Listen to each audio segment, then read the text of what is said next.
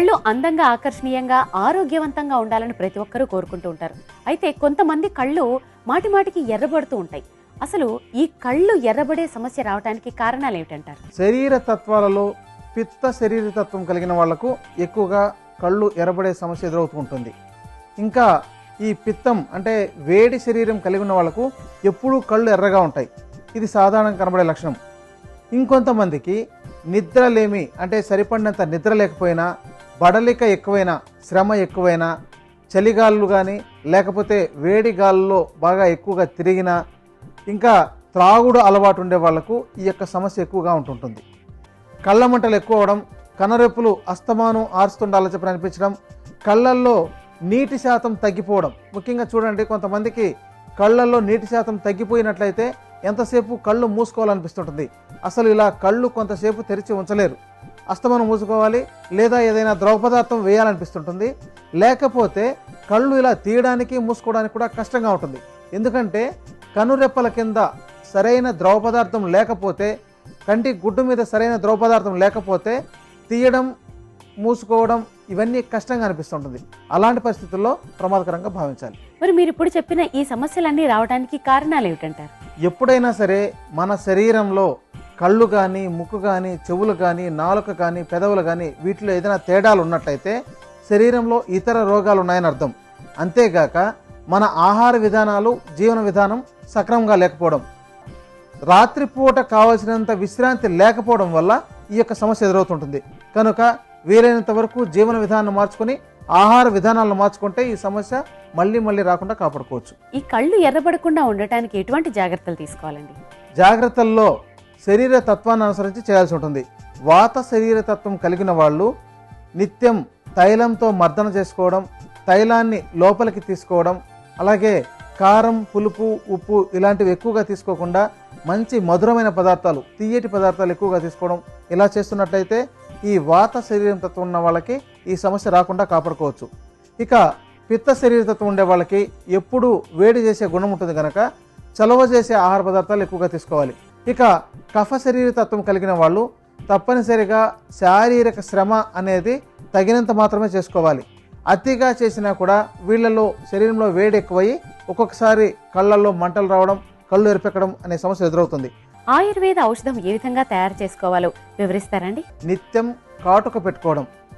ఈ కాటుక కూడా కొన్ని రకాల ఆయుర్వేద మూలికలతో తయారు చేసిండేది ఇదివరకు లభించేది. పూర్వం ఎక్కువగా దాన్నే వాడేవాళ్ళు. ఆముదంతో తయారు చేసిన వాటిని కూడా వాడేవాళ్ళు. కానీ నేడు ఇవేవి వాడకుండా కెమికల్స్తో తయారు చేసినవి ఎక్కువగా వాడుతున్నారు. దీనివల్ల సరైన ఫలితాలు రాక ఒక్కొక్కసారి కొన్ని రకాల దోషాలు కూడా వచ్చే అవకాశాలు ఉంటున్నాయి. ఇక ఎప్పుడైనా సరే ఆ యొక్క సంవత్సరంలో వర్షం పడ్డప్పుడు వర్షంతో పాటు రాళ్ళు పడుతున్నట్లయితే ఆ రాళ్లను బాగా నాణ్యంగా ఉండే వాటిని సేకరించి ఒక గాజు సీసాలో దాచుకునేవాళ్ళు. అది కరిగిపోయి నీళ్ళలాగా తయారై ఉంటుంది. ఆ నీటిని ప్రతిరోజు పడుకునేటప్పుడు కంట్లోకి 2 చుక్కలు వేసుకునేవాళ్ళు. ఈ అలవాటు కూడా చాలామందికి ఉండేది. కానీ ఇలాంటి చికిత్స ఒకటి ఉంది అనే విషయం చాలామందికి తెలియదు. దీనిలో ఉపయోగపడే మంచి ఔషధ మూలిక దానిమ్మ బెరడు. దానిమ్మ పళ్ళు అందరికీ తెలిసిందే. ఇక్కడ ఔషధంగా పనిచేసేది ఈ యొక్క దానిమ్మ తొక్కలే. ఇది చాలా రకాల ఔషధాల్లో అద్భుతంగా పనిచేస్తుంది. అయితే ఇక్కడ కళ్ళు ఎర్రబడే సమస్యను తగ్గించడానికి కూడా చాలా బాగా పనిచేస్తుంది. అంటే బెరడును ఎండబెట్టి చూర్ణం చేసుకోవాలి. అలా తయారు చేసుకున్నది మాత్రమే, తాజాగా ఉన్నది మాత్రమే 100 గ్రాముల మోతాదులో తీసుకోవాలి. ఇప్పుడు ఔషధం తయారు చేయడానికి తగిన మోతాదులో వేస్తున్నాం. తరువాత కావాల్సిన మంచి ఔషధం త్రికట్టు చూర్ణం. శొంఠి, పిప్పళ్ళు, మిరియాలు ఈ మూడింటిని కలిపి త్రికట్టు అంటారు. అయితే వీటిని విడివిడిగా శుద్ధి చేసుకోవాలి. ముఖ్యంగా శొంఠిని సున్నపు నీటిలో వేసి నానబెట్టి తర్వాత తీసి ఎండబెట్టి చిన్న చిన్న ముక్కలుగా చేసుకొని దోరగా వేయించుకోవాలి. మిరియాలను మజ్జిగలో వేసి నానబెట్టి తర్వాత ఎండించి దోరగా వేయించుకోవాలి. పిప్పళ్లను నిమ్మరసంలో వేసి నానబెట్టి తర్వాత ఎండించి దోరగా వేయించుకోవాలి.